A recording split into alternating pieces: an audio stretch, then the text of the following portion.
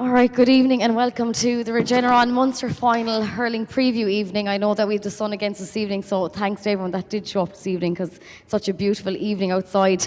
We have an amazing panel with us this evening. We have Rebecca Delee, present dual star of camogie and football, of course, climbing the steps of the Hogan last September to lift the All-Ireland Junior Ladies Football title. So it's great to have you here, Rebecca. Thanks very much. Legend of Limerick hurling, Ciarán Carey, 2 Munster titles, 3 All-Stars. And a striking T-shirt tonight, shall I say. Also, we have someone else that's very fashionable, Shane McGrath. Shane went off to buy a new outfit for this evening. He went into Zara just before he showed up. Thanks very much, Shane. And Tip FM, Stephen Gleeson. So it's great to have you all here this evening to preview the weekend.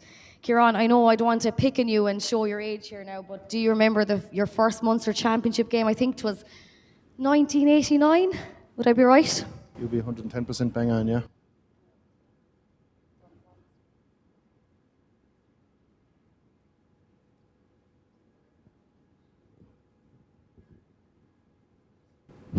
Yeah, 1989.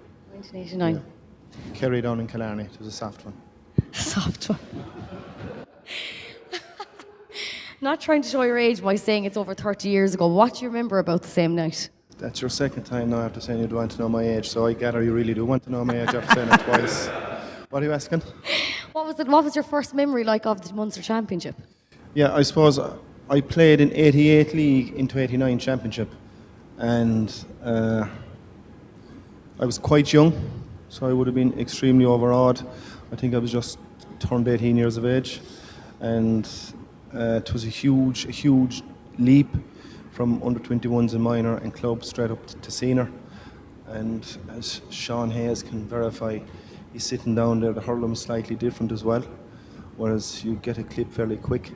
So I had to learn fairly earlier on, even at a 17 and 18-year-old, how to protect myself. So I suppose the first game was Kerry, as I said, and I think we played Tipperary in the Gaelic rounds, actually, corner forward. Then Mike Barron got the line. I think he was on Cormac Bonner, if you remember him, the Sean in the belt. You know, on the day actually we were beaten well, but it was my first big test as an inter-county hurler, and I passed the exam, so I was actually thrilled. And the next game then I was taken off.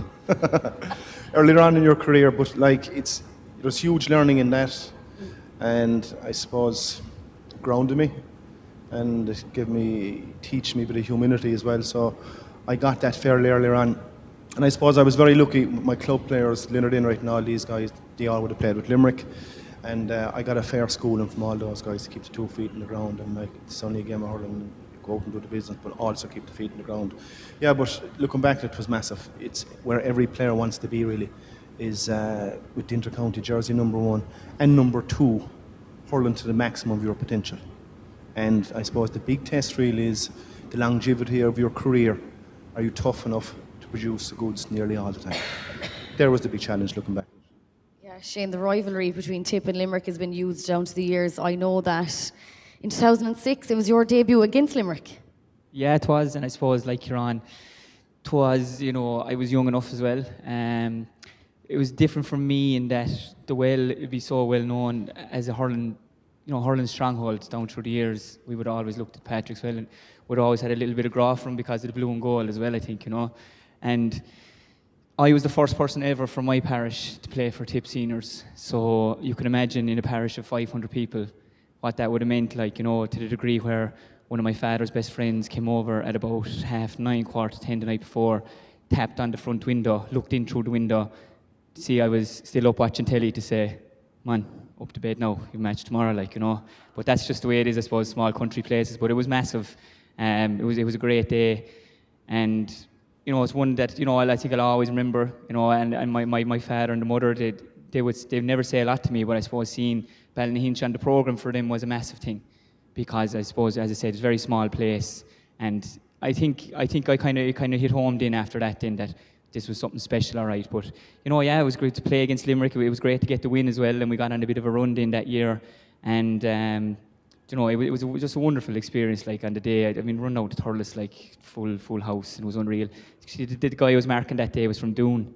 He was a phenomenal hurler, He is still a great hurler, club hurler. His name is Denny Maloney, but he actually did his cruciate that day. And I would have always remembered Denny now, and I'd meet him now because I was teaching Listen to Gry, and Denny's now teaching and doing it. I always meet him, but I reckon Denny would have gone on and maybe win 2 or 3 All-Stars. That's how good he was. But he did his cruciate that day, and he never came back the same guy afterwards. But that was one of my outstanding memories of the day, apart from the win as well. Rebecca, yourself, you've played championship as well. I know you were late to the panel last year, coming in August and then winning an All-Ireland title. What's it like joining the panel so late? Were you worried that maybe the girls wouldn't take to you joining so late? So I suppose, it was obviously something that it took me ages to decide. John rang after we lost to Waterford blow in Waterford, and I kind of said no to start with, and John then kind of kept asking me, kind of plaguing me away every day, saying, what do you think now? And I said, John, it's too late, can't join. It's not fair on the panel of players that have trained all year. And he said, well, you've trained all year with Camogie. And I said, I don't think it's right. So what happened is a few of the girls actually got onto me then and said, will you join? You obviously play club football. Will you join? It'll be great. So then I trained for 2 to 3 weeks, and I suppose for me, it was very hard because I was literally given 110% every time I had to go out and train, because I said I'm after joining so late, I need to put everything into it now to get a starting position if I wanted it. And then we played Carlow. You could say what was an All-Ireland quarter-final. We won the All-Ireland semi-final against London in Mallow, and then it was Croke Park then, which was great, and I suppose our last year was such a poor year, you could say, for Limerick Camogie. Just had its ups and downs really, and then just to turn it around so quick in the space of 6 to 8 weeks, I suppose that's what sport is about. If you dwell on it, and I suppose if I had turned that opportunity down, I'd be going into this year into Limerick Camogie having doubts again, whereas now I'm just driving it on. So I think that's really what sport is about, and even looking at Tip or Limerick this weekend now, the game last week has gone out of their head from the Tip and Limerick game. It's a whole new 60 minutes, and that's what they have to think about it, and that's how I suppose I looked at it last year, joining the football, and that was really it, At one stage last year, I think you were committed to 6 teams between club, county, college. Is that right? 6?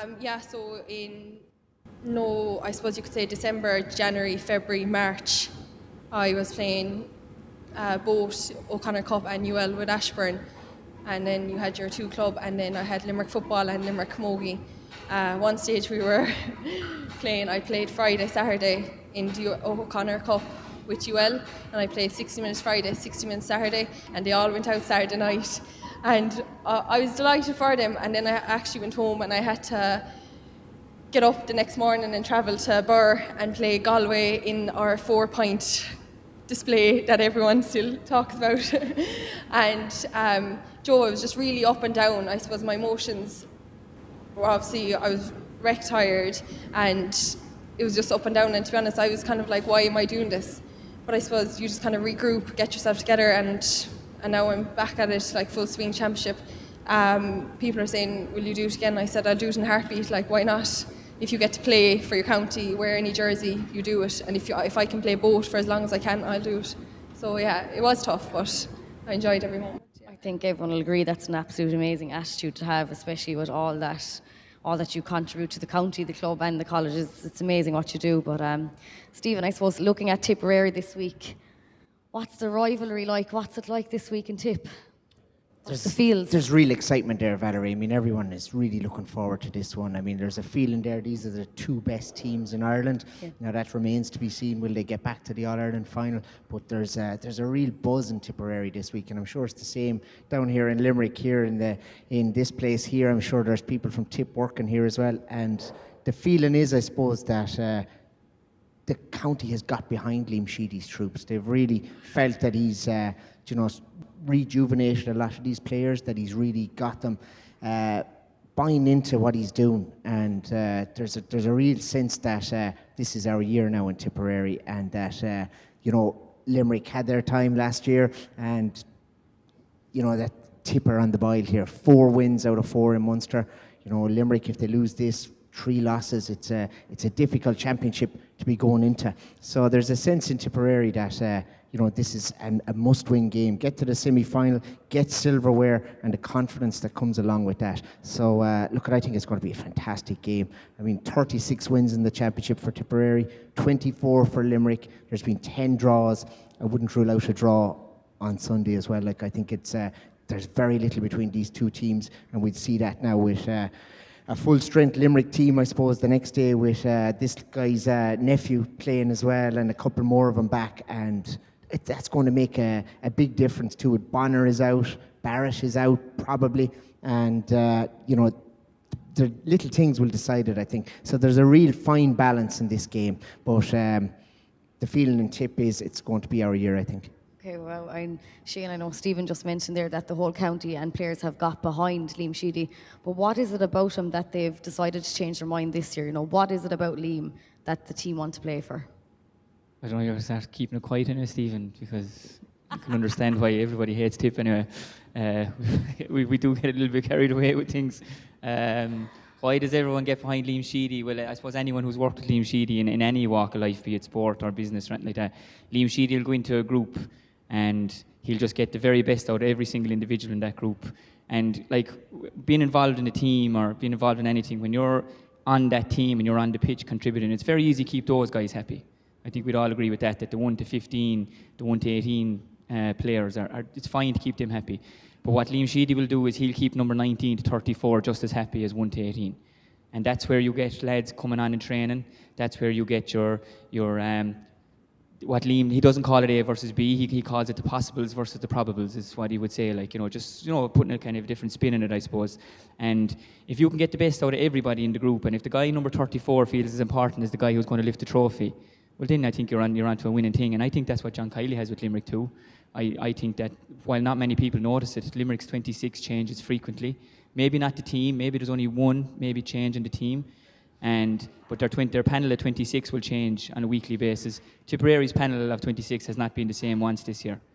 So that's where you're seeing that's what Liam Sheedy gets out of the group. He gets everybody singing off the same hymn sheet. There's no sulking on match day. If you're not hogging out, there's a reason. You go out and you prove it in next week of training, and he'll put you on the panel or he'll put you on the team. And that's where Kiley and Sheedy are. They're getting the best over. Cody was the master at it, and I think these guys are slowly. They're following in his footsteps now. Ciarán, do you think that they have similar styles of management, Liam and John? No, total opposite actually. Yeah. Is it on, yeah? Yeah. Yeah, total opposite. It isn't too long ago now when Limerick played Tipperary in the Gaelic rounds in the league and they gave them the mother father of a toast. 4 days later, Liam Sheedy brought Eamon O'Shea to the squad. He also added Owen Kelly, Murray, a free takers coach, but I'd say a lot more. But at least, his ego didn't prevent that. He saw he was in trouble. Because I remember the match where he had his 2 hands in the hips, Tommy alongside him to the same, and the Mays well looking to feel the thistles. They hadn't a clue. Tactically, I'm on about here now. And to be fair, he was gone from the game about 7 or 8 years. It has changed and evolved hugely since then. So he did the right thing. But from that Tip team to the team now, there's a massive change. Tactically, they're on it, they're awake, very good squad, but I still think they have a lot of weaknesses where Limerick can hurt them. Shane is 110% right about the Limerick 26, the squad, but our squad is far superior to Tipperary. Tip under 21s All Ireland last year, I haven't seen too many of those players figure yet. I believe their bench isn't as strong as ours. Okay, I'd imagine Niall O'Meara might start instead of Bomber. He wasn't on the squad the last time. I think he was injured. He could get the green light this week. Cathal Barrett does a bit of replacing there as well. So Limerick can get at him and hurt them. But is John Kiley and Liam Sheedy the same? No. Liam Sheedy is the boss in Tipperary. That's a cast iron certainty. And any manager worth his salt is duty bound to get the best out of every player. If you haven't that ability, there's no point putting your name on the chopping block. John Kiley's huge resources and huge network of people around him. It's just like a marriage that happened at the right time with Kinnerk, with Joe O'Connor, with Joe Kiley, Joe O'Connor and John Kiley, and the JP thing, all that. Like Liam Sheedy's gone for about 10 years. He's after coming back. I'm not going to be surprised because he has that ability. And he made a huge, prudent move bringing Eamon Shane, because if he didn't do that, he would have been under serious pressure. So, but I'd have serious time for Liam Sheedy as a manager and coach. Like. And as I would John Kyle, but I think they're totally different. Okay. I think the two boys are right, Stephen, about keeping the subs happy, because over the 4 games he's used 12 of the same players, but 25 in total, which is massive. Definitely. I mean, like if you look at it, Limerick have a lot of players coming through. You know, they've All-Ireland under-21 winners there that are just forming, getting ready to play, and they've a lot of players there that, you know, we haven't really seen much of yet, but O'Loughlin there the last day, a few guys coming in along and getting game time now, and keeping all those happy is an issue. But at the same time, with Tip, Ciarán said that the panel wasn't there. James Barry was out. Barry Heffernan stepped in, you know, did well. There would have been fears that he mightn't with Barry really our only full-back, a lot would say. And all of a sudden then he stepped into that position. So we've used the panel to some degree, but the lads are dead on. Like, I mean, there's a lot of the under-21s we haven't seen a lot of. Jake Morris started the last day there. You know, hasn't really set the scene alight yet, but is well capable of doing that. You've got Ger Brown there, under-21 hurler of the year last year. You know, hasn't really got much time in the blue and gold on field at the minute. So there's a lot of lads there that are unproven, untested on the Tipperary panel. But at the same time, you have Dan McCormick there, Niall O'Mara. One of them is going to slot in for the Bonner. And from there then, again, will it come down to the 20-man game? Tip so far have won a lot of the games before the last 10-15 minutes. You know, they've been out of sight of Clare, they've been out of sight of Waterford. The last day there against Limerick, got there early, but at the same time, Limerick were right in that game, and that's something that would definitely be a big worry for on Tipperary minds this week, because you know, Limerick do have those finishers to come on the field. Have we? Well, time will tell as well. I know I met with John Kiley last week, Rebecca, and he said that he has no conversations with any player about you're out and you're in. He names the team and that's it. Do you find that kind of rootless for a manager? What does, when it comes to management style, do you think it's rootless, or do you prefer something like that where they name it, or do you want the explanation of why you're being dropped? No, I suppose it's up to the player then to go and ask questions, whether if they want. But I suppose, like we said, there's so many changes made with that team in the 26, and even last week versus Tipperary, there was a few changes made. So I think that's the way it should be. I don't think there should be any like mollycoddling them, really, to be honest. Like, they're old enough, they can take it. It's up to them then to go out the next training session and prove themselves. Personally, as a player, you can only go out and hurl on the field yourself. Like, all the tactics and everything, kind of, that's up to the manager to do, and the player has to go out and play between the 4 white lines. And no, I think he's dead right the way he goes about his business, and obviously it worked, so why change it now? Like, so yeah. Shane, do you think that Liam will have a bit of a nightmare ahead of the weekend over the loss of Bonner and maybe Cahill? Oh yeah. There's only one Bonner. There's no point in saying anything else. There's no other Bonner. Like, I mean, we can put in Dan or Niall, and you know, I know both guys well, but it's what Bonner brings to the thing. Like, you know, let's say when Keane gets on the ball for Limerick, or when Garrod Hegarty gets on the ball for Limerick, there's something different about them when they get on the ball. That the whole crowd is getting a little bit towards the edge of their seat, or you're getting ready to get up. That's what Bonner was for us. And if Keane was out or Garrod was out, Limerick would look at this match differently. And the other thing for Barrett is, there's the two best cornerbacks in the country at the moment are Cahill Barrett and Sean Finn, in my opinion. Okay? Cahill Barrett probably won't feature. I think it's a week too early for him. And you know, if you do play him and he's 70% right, you know, he's probably marking Aaron Gilland, the top player, one of the top players in the country at the moment. You need to be 100% right to mark that guy on a Munster final day. So if it was Limerick's point of view, I'm trying to say, let's put it towards Limerick. Let's say if Sean Finn or Garrod or Keane are out, well, then Limerick are looking at this match differently. So that's why I feel my heart wants Tipperary to win, but my head is saying, because Bonner is out and because Cahill is out, and Ciarán is dead right, we do not have another Bonner and a Cahill Barrett to come in. We have good guys, absolutely, but I think those guys are two massive losses. And you know, you put a spin in it, and you can say you will stay positive, and the panel will come in, and please God, the lads that will come in will be brilliant. But those two guys, just at the moment in the form they're in, Valerie, I don't think they can be replaced at the moment. You know, and if those guys of those caliber were missing on any team, you would seriously question if you're going to get over the line or not. Ciarán, you mentioned that there was weaknesses that Limerick can exploit against Tipperary. Is that one of them?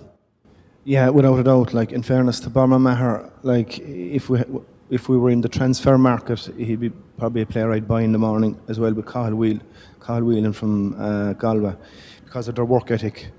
And when they're at it, Okay, Barman might have been slightly watery the last few years, probably lost a bit of drive for it, but obviously Sheedy came in and straightened out train again, whoever was derailed, and he's at it again. So I'd have a lot of time for him because of his work rate. Doesn't look like a Michael Flatley hurler, but is extremely effective. I'd agree to an extent with Cathal Barrett. He was under serious pressure the last day with Aaron Gillane. He does an awful lot of his hurling in around James Barry. He kind of covers him a lot. And so he's going to be a massive loss. And on top of that, tips 5, 6 and 7 have been huge this year. Padraig Maher especially, even the last got 2 outstanding points. But I think if 10, 11, 12 from Limerick, okay, 11, 12 so, because the Lloyds, Kyle Hayes running at you is a serious machine, as is Hegarty. So I believe we need to test those 3 boys' pins and their wheels, see what they're like, because a lot of mileage up there, and they seem to be sitting back slightly and getting the handy old ball, and they don't seem to be kind of following players because there's no one actually getting inside them. So I think their launching pad is there, but their goalkeeper this year as well, I have to say, is outstanding. He varies the puck outs and he's not afraid. Tip the last, they went route 1 several times, and there's nothing wrong with that. Maybe if Limerick had adopted the same philosophy in the second half, they might have got more joy. And but tactically, I believe whoever's going to win the battle tactically Sunday are probably halfway of winning the match. So time will tell who's going to win that battle. Yeah, big battle on Sunday, Stephen. But how do you think you can see things going yourself? And you need to put your tip heart away now for a minute and let's talk real. Look, I think talk real. If Limerick hit the form that they can, they're fairly unstoppable, but at the same time, I think Liam Sheedy will have a lot of tactical homework done, about cutting out the puck outs and just doing the things that you can stop doing and seeing where that leads as well. And I'd agree with Ciarán, the goalie this year has been great. I think Brian Hogan has really steadied the ship there, and as a commanding presence. And at the same time, he made a great save the last day. I think it was Flanagan was coming through, fired it, it was saved. At the same time, Gillane was free inside. Had he had a look up and played that ball across, how would the game have gone the last day? That goal would have gone in at the Killinan end, could have changed the outlook altogether. But going into this one, look, I think Tipperary are a different animal altogether this year. I think they really are playing some tremendous stuff, and we're seeing those 5 guys that a lot would say probably were in their last legs. I suppose the Bonner is out, but you still have the guys there from 2009, 2010. You have Noel McGrath, you've got Brendan Maher, you've got Paddy Maher. Like, the quality there is it's exceptional. And those players have merged really well with some of those guys from 2016. Michael Breen is a revelation this year. I can see him running straight through the middle the next day. Depends who meets him with the shoulder, who stops him on the way. Does he have a chance to offload? And again, you're going to see Garrod Hegarty there. It's going to be intriguing, really. He's going to head for that half-back line, see, have Tip got any legs in the half-back line? Can they go by there, leave room inside? I mean, there's so many possibilities for this game. It's a really exciting one in store, I think. And I do think Tip will win, but maybe I can't take off the Tip hat, I suppose. Maybe I'm just watching them all year since last January, and the progression has been tremendous. It really has, And this Munster Championship, they're getting the most they can out of themselves. And I think if Limerick, I don't think we've seen Limerick hit top form yet, really. And if they do on Sunday, then we have a massive game in store, really, because you can be sure Tip will hit top form on Sunday. Yeah, I meant to make a comment because I was thinking there when you asked Rebecca about a manager, should he be obliged to tell the player that he's not starting over. But I think Limerick have adopted a philosophy, and this is the way I'm reading it, because of their subs in the league and of their subs in the championship. A bit like the rugby, they're probably making the decision a week beforehand, whereas we'll get 50 minutes out of Shane, so he's coming off after 50 minutes, irrespective if 1-5 up or how he's playing. And I think that can be dangerous. And I'll give 2 examples of that I've seen this year. Graham Mulcahy coming off against Cork with 1-3 scored. And I felt William O'Donoghue last week also hurled very well. So I think they could be making their decisions 4 or 5 days beforehand. Whereas I believe, if you're emotionally in tune and at the top of your game, there is times when you have to think on your feet, and that's the day in the heat of battle. Because it won't always work out as pre-intended a week beforehand. Okay, I know you want to touch on, I just want to ask you a quick question about that. There's been a lot of hype in the media over the last weeks over John making those changes, and especially over Ciarán Lynch. And was he dropped for the game, or were they resting players? And this is, I suppose, annoyed a lot of people during the week, but I just want to get your take on it, on what you think. I was just talking to Sean Hayes there a while ago, and Sean, he was talking about that, and he used the word about the 4 boys being dropped. I believe it was a major stroke not to play him. If it was me, they wouldn't be even talked out. But I believe it was a huge mistake to bring Ciarán Lynch and Graham Mulcahy on. No point, sure, the element of surprise is gone. Why play him if you're going to lose by 3 or 4 points? Big deal. So I think it was a useless exercise. If we're not playing them, don't start them. We know what they're about. There's buckets of other fellas there that need a taste of championship hurling, and there's only one way to find out if they can cut the mustard or not. Sprinkle them in. We know what the four boys are about. I see nothing wrong with that, but bringing on the 2 boys, I think it was slightly naive. It's my own take.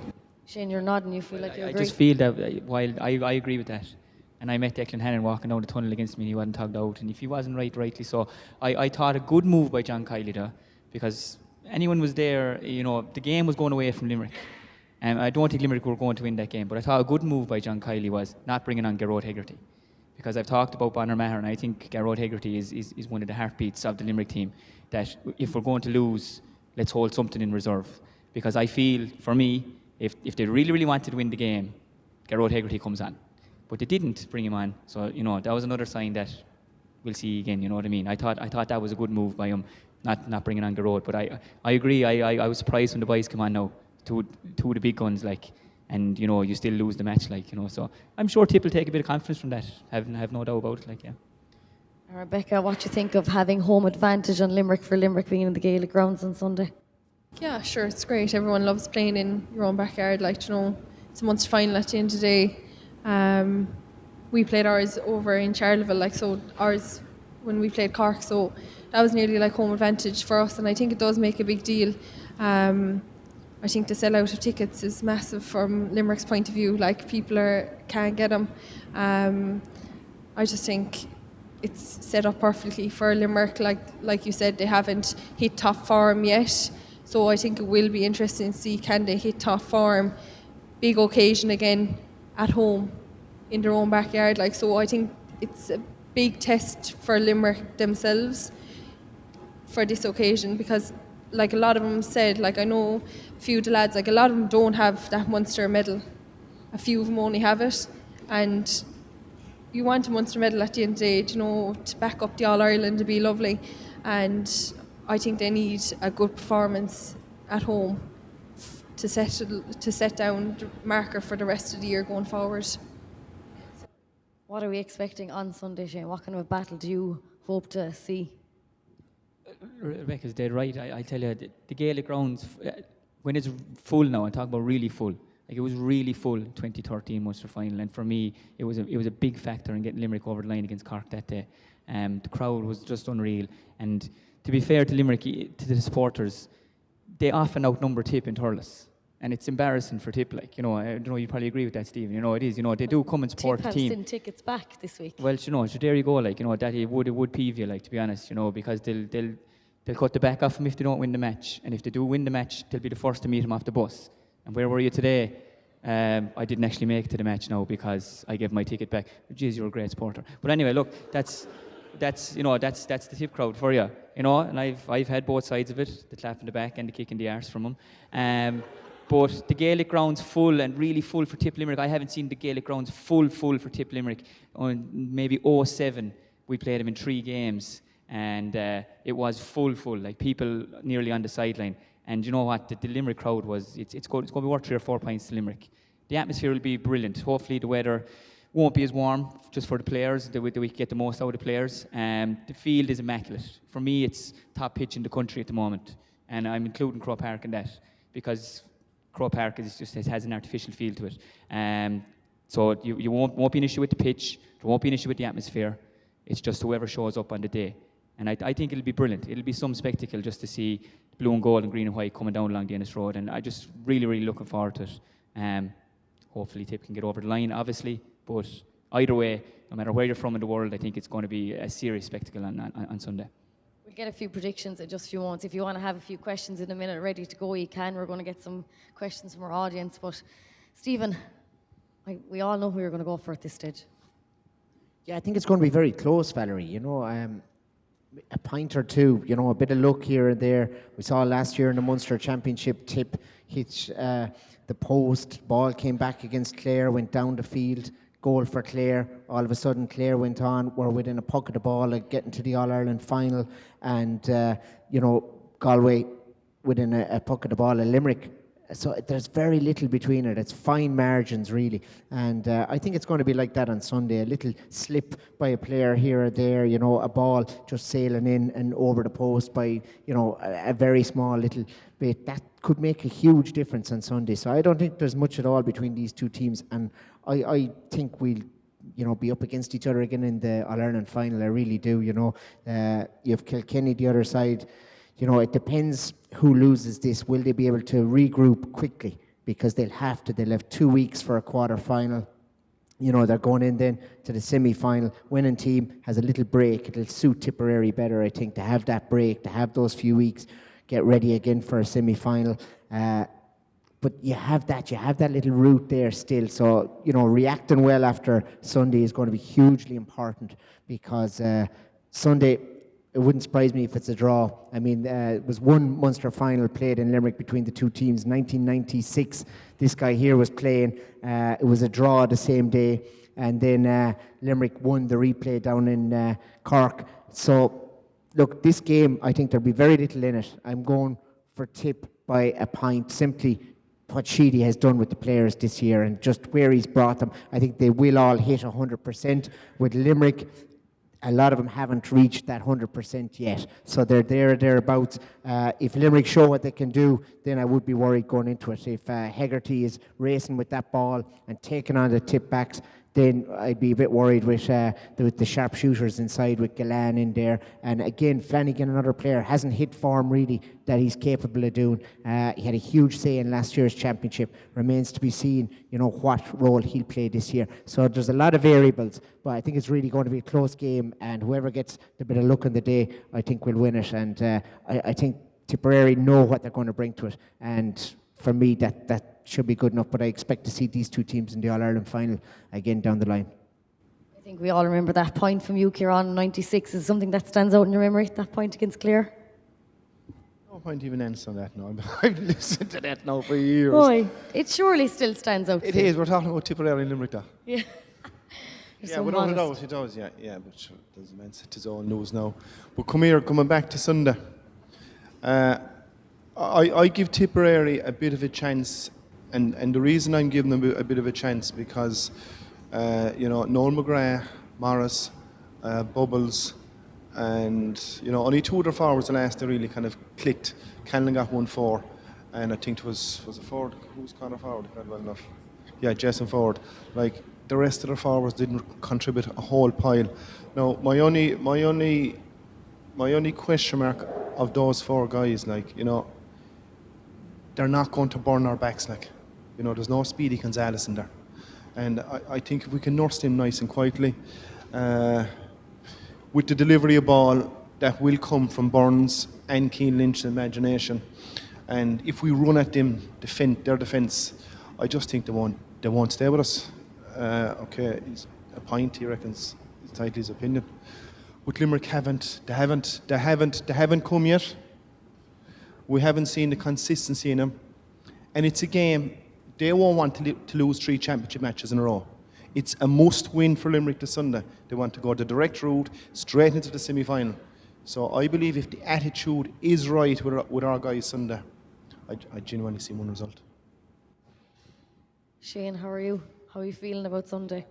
know where this rivalry comes from with Tiff and Limerick. It's hard to know, isn't it? Like, you know, but it is great. Look, if you asked me 2 weeks ago, before Tiff played Limerick, and we had everyone, I'd say yeah. I'd say we're going to do it. But because of the two boys, my head is just saying it just might be too much too soon. Now, there's a bigger prize at the end of the year.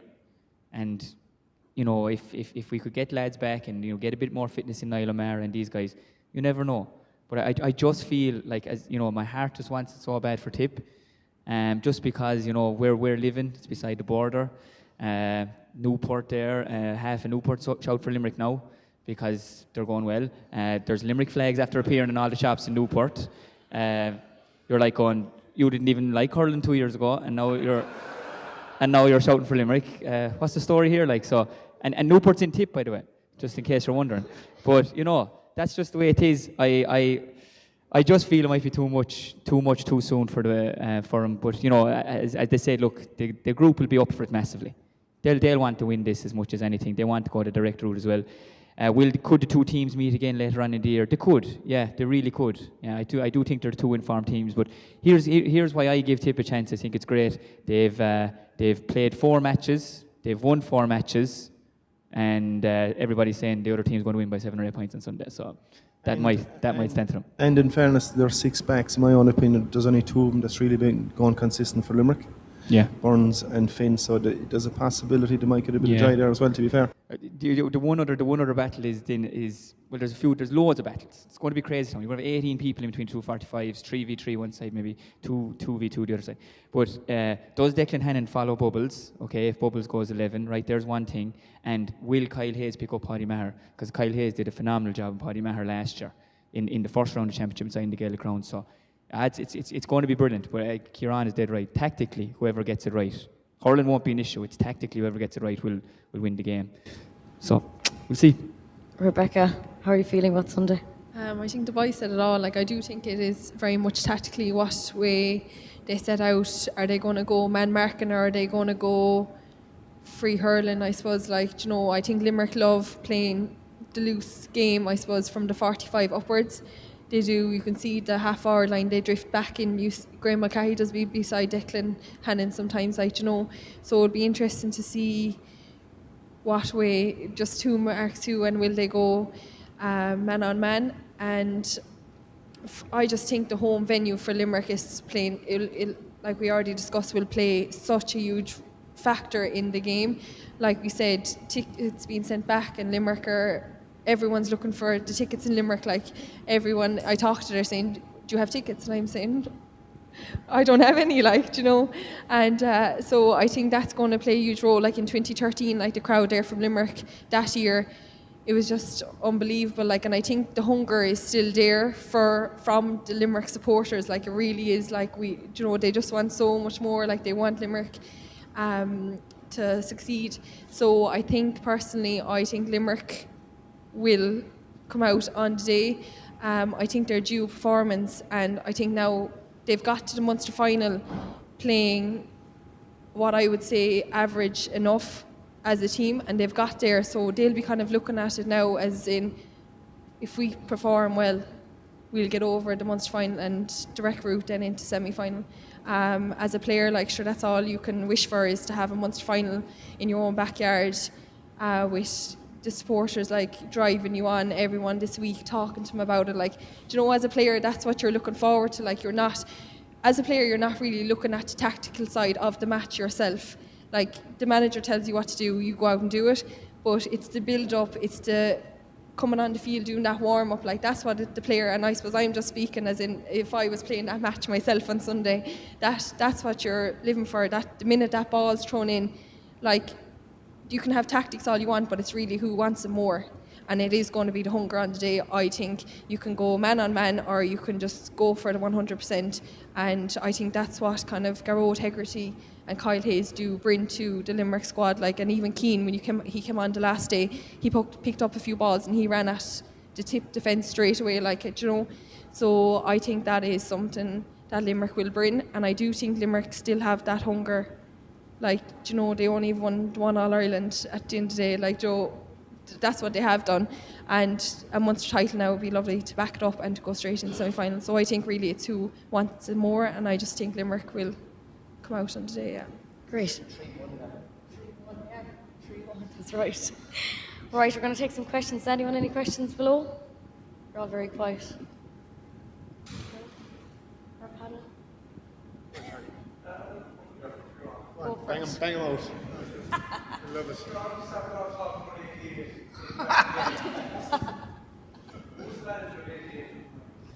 Limerick, to the best of my ability, I think it was Donny Flynn. Yeah, funny enough, in my career with Limerick, I'd say I probably overlapped about 10 different managers during that spell, which is rare. Sure, that tells its own story itself, like, you know, when you so many managers coming in. Obviously, can you imagine if you had one solid fella that might have been there for 3/4 of that, how successful a team could be then? Obviously, the chances would be a lot greater. But I think it was Donny Flynn.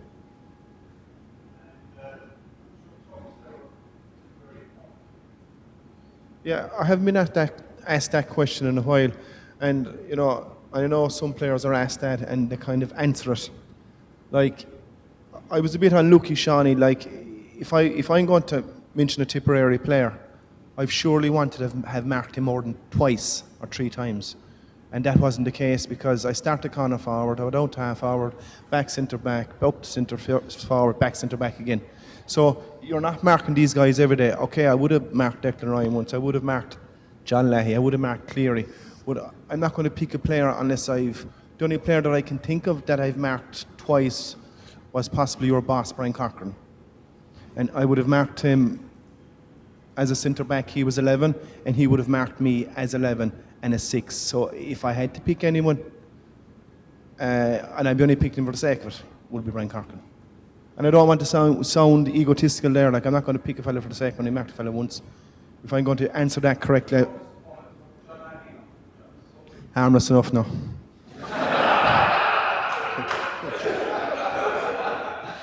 Leahy was a skillful player, like. You know, he'd perfect hands, great feet, and lovely style, a natural hurler. So usually back in our day, usually that type of hurler had that streak, so he mightn't have had the real hard toughness. But in fairness to Leahy was a queer hawk, like, in fairness. I had good time from a hurler, like, and I suppose from a distance I had a bit of envy of him, because he would have got success fairly early. And we were both the same era, and I would have marked him and probably babysat him once or twice at 21 level as well. So I knew how good I was, and I knew how good he was.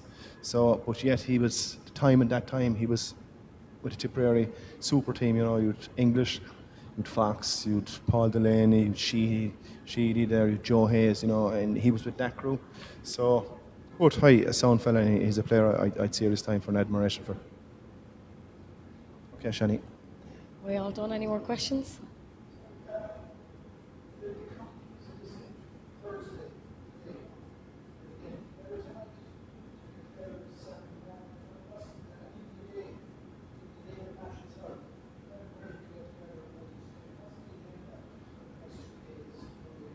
I'll give a little snippet, but Shane isn't long gone, so he'll be able to give probably a more accurate opinion on that. Obviously, you know, most teams are called out and announced on a Friday night if the game's on a Sunday. And I'd imagine if it was a Saturday evening fixture to be the Thursday night. So, you know, they've most of the work done really. And, you know, they'll have a serious time schedule on a Sunday morning where they'll meet in a hotel fairly early. They'll have a light bit of breakfast, there'll be a bit of band work, there'll be a bit of stretching, there'll be a bit of rubbing, there'll be a bit of psychology. You know, all that is ahead of them Sunday morning. And I suppose from a player's point of view is how you manage all that mentally and kind of keep your emotions intact during that 5 hour spell. Next thing is 3.5 hour spell, and you have a 2 hour wait. You know, if you're not fairly balanced during that time frame, there's a possibility your performance could be derailed slightly. So there's a lot of work in keeping a player right. But as I said, Shane, I give the microphone to Shane because he would have been close to the modern inter-county scene, and you know, like, they don't leave anything out really. They're meticulous really in their prepping. So I'd imagine the meeting 9 or 10. So I'd say a week of game now, I'd say you'd meet Depending on the week before, like say if you had a game the week before, it's Monday's recovery. So this week now they'd know everyone had to do 2 weeks off, so it's no need for too much recovery. So Monday might be maybe light gym session. Tuesday then is, you can do a bit Tuesday, like, you know, you maybe do 45 minutes. Afterwards then again, you know, as Ciarán said, get the grub, recover. Wednesday's usually your own day, and Thursday probably be your own day. And then Fridays then, just to give lads back who are away really.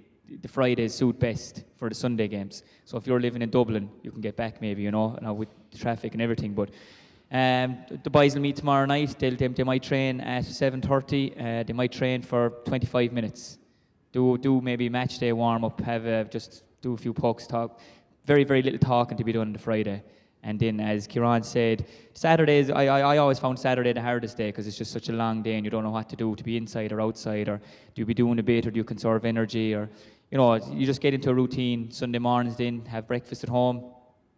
The way the tip boys would do it when they go to Limerick is some of them will meet in the jockey, and then the bus will come down towards North Tip, and then some of them will get on in Nina. And then they're on the bus together. Usually go to maybe Radisson or Napeershig as well. There's a big tip connection there with Napeershig, so they might have a few pucks there. And as you said, then like it's just a bus on the way in. Everybody's to their own. Then kind of, you know, a lot of guys like to listen to their own music. There might be a bit of music playing in the bus, but it's a very, very quiet bus coming in along. And I think the buzz for the lads is when you start meeting the traffic and you start seeing the people, and someone will give you the thumbs up, someone might give you a different finger. But the hand will be raised at the same time. And that's when the buzz is, really. And coming along, the Gaelic ground is great for that, the Ennis Road. And then as soon as the guard escort comes, it's just, you know, even thinking about it now, like anyone who's experienced this kind of hairs on the back of the neck stuff, and off the bus then, and it's brilliant, like, you know, yeah, but that would be the routine, like, you know. Funny enough, no, actually, if a player actually sees the finger on the thumb, that would tell me he fucking tuned in, like. Yeah, you'd be surprised if they come right up to the window, Ciarán. It's hard to miss it, like, you know what I mean?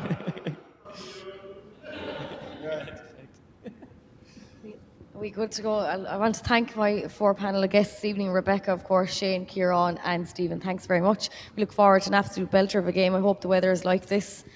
And Don't forget now, actually, Rebecca is tagging out herself She is. Saturday evening. she is. Behind in Croke. She's playing Wexford. Yeah, you're on the ball, yeah. Just give her a bit of a plug there. Yeah, Wexford. So if anyone's around, head down, support our ladies as well, of course. Wish the best of luck. Our Jewel Star, of course, showing the 2 boys how it's done. 6 teams at the 1 go. Wow. Yeah, fair going. So big round of applause for our panel of guests.